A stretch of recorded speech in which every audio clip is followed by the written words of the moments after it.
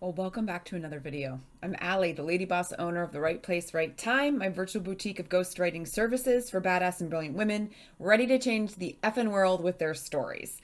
If you have been following me on this channel, then you may have seen that there are a few other videos that have to do with fears that I faced while I was writing my memoir. You can check those other videos out to learn about those fears and some of the ways that I pushed through, get some tips and tricks. This video, however, is about truths that I ended up realizing as I was on the journey facing those fears. So I want to just put out there that something to remember, right, is that fear tends to be the thing that tries to block us. It's a worry of something that hasn't yet happened. It's an anxiety, perhaps, of something that hasn't happened. It's about the potential of something, not reality, but potential, possibility. And we have to be aware of that. Otherwise, it stops us in our tracks.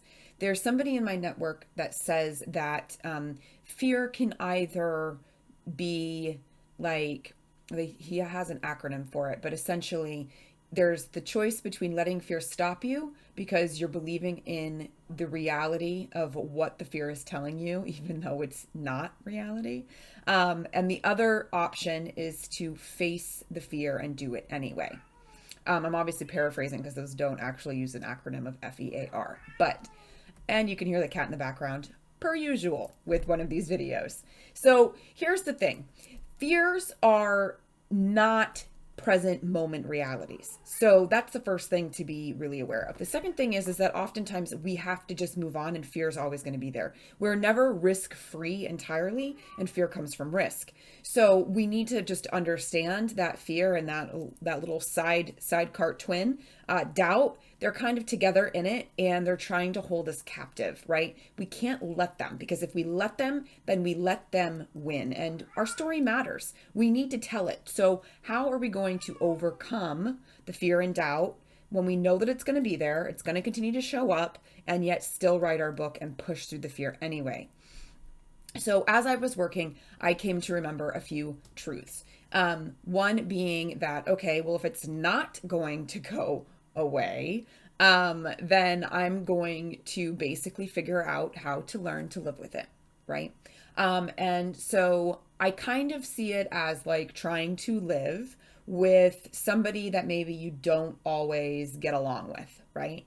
You're polite, maybe you're courteous, but maybe you don't go out of your way to have a big long conversation with them. Maybe you don't ask them to stay for dinner. You let them say their piece. Maybe you kind of listen, but it kind of goes in one ear out the other. It's like the dinner party guest that you didn't mean to invite, or that got the invitation as like the plus one to the party. So I think sometimes by thinking about fear and doubt like in a personified way, as if it's somebody that you don't like, it kind of like knocks that power that they have down a peg. I still have some of the same worries, right? I still have the fear, for instance, that somebody who's alive and well will read something that I write and they'll be really upset by it. I still have the fear that somebody will,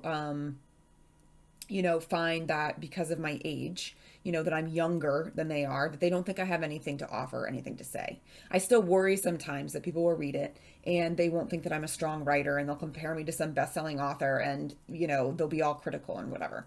But again, these are not the current present reality. They are worries about things that haven't actually happened. And truthfully, I've not had any really, truly negative feedback yet. There's always time. But yet, of my book, Dear Universe. I get it now. So I was worried about all these things, and then my book comes into the world and it ends up being beautiful. It ends up being impactful. It ends up being powerful. And the things that I was worried about never came true. And I think, oh my gosh, if I hadn't been so worried and so terrified of these things for however long they were before I sat down to write it, I would have sat down to write it a lot sooner.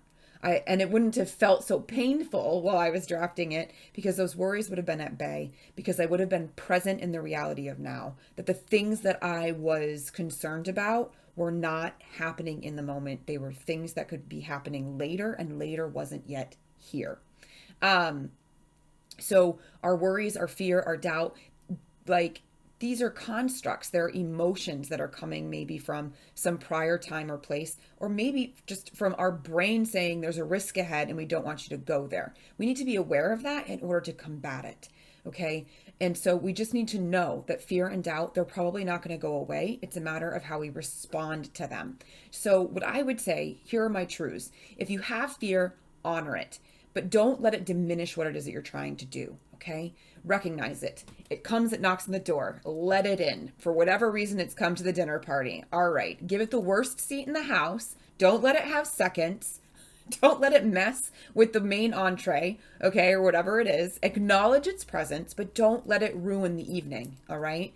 Remember, too, that you matter. Your story matters. It doesn't matter that you don't write as well as the other person. You're not trying to write as the other person. You're trying to write as you. And your story doesn't need to be as good as the other person's story. You're not telling their story. You're telling your story, okay? So let's stop comparing and contrasting and judging ourselves up against other people. We're not trying to be other people. We're writing our book. We're writing our truth. We're writing our story. And it has a place, and you're going to do it, and you're going to do it better than anybody else, right? Or you're going to hire the best person possible to do it for you. But either way, you matter. Your story matters. Tell it. Write your story. Speak your truth. Honor your experiences. Own your brilliance. And also own the messy bits along the way. Because no story goes without messy bits. There are messy bits in all of it, okay? So if you need support overcoming the fear and overcoming the doubt, you need support figuring out how to overcome the worry, to be present, to not think ahead too far, to write your story and realize that it matters, okay? I want you to reach out. Let's have a chat. Let's talk. Let me have a chance to give you the chance to write your book in a way that feels good to you. All right? So come on over and find me at therightplacerighttime.com. That's WRITE in the first instance and RIGHT in the second instance. Sign up for a free 30-minute coffee and craft call with me. Let's talk about those fears and doubts and move them right out of the way.